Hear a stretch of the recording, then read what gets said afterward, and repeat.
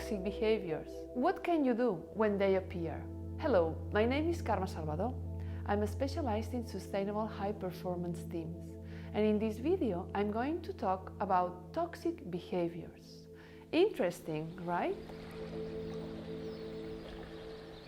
You'll learn how to detect toxic behaviors, how to neutralize them, and most importantly, how to prevent them. We can classify toxic behaviors in 4 categories: contempt, criticism, defensiveness, and stonewalling. Contempt is treating another person with cynicism, hostile humor, and name-calling. Sometimes it can be very subtle, just a little gesture. Criticism is blaming, attacking, or criticizing the other person. Defensiveness is when the person is very sensitive to every comment. Often, a defensive person has strong reactions without accepting their share of responsibility. Stonewalling is when the person stays silent, cutting off communication and withdrawing from any interaction. Think for a moment. When you are in a conflict, is your tendency to react in an aggressive way or in a passive way? Contempt and criticism are aggressive, and defensiveness and stonewalling are more passive. Which toxic behavior comes more naturally to you?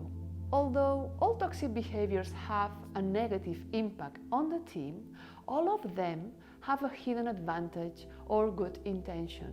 For example, criticism tries to change something in the other person, or stonewalling enables a person to feel protected.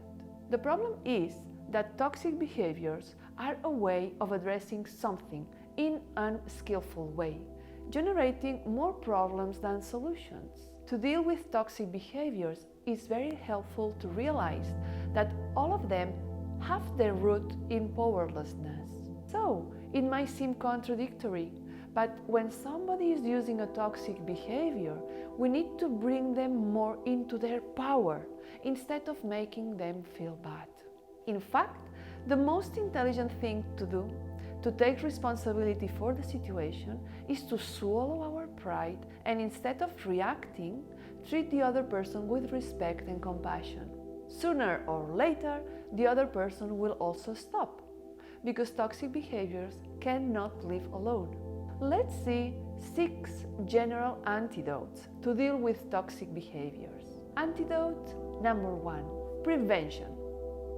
To prevent toxic behaviors, you can add positivity to your relationships. Imagine that there is an emotional bank account where you make a deposit when you treat others well and make a withdrawal when you are rude or mean. Deposits can be little things like listening, showing that you care for the other person, or just smiling. Antidote number 2: awareness. Name the toxic behavior when you see it in yourself. For example, I'm realizing that I just criticized you, or, oh, sorry, my gesture was inappropriate for the situation. Let's see the antidote number 3.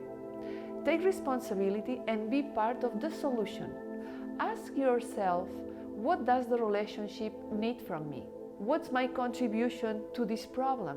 And instead of focusing on the problem, focus on the solution. Antidote number 4: apologize. Say you are sorry, the sooner the better. Show your willingness to resolve the situation. Antidote number 5: don't take it personally. Make the effort to think that the toxic behavior is not about you. Maybe the person had a bad day. Antidote number 6: rehearse the antidotes. You may know in which situations it is likely that some toxic behaviors will appear. Take time to rehearse, visualizing the situation and using an antidote. And remember, it's normal for there to be toxic behaviors on a team. Every time we deal with a toxic behavior in a positive way, the relationship will be stronger, resulting in more productivity and positivity. Now let me ask you something. What is the toxic behavior that you use more often? And feel free to leave your comments below.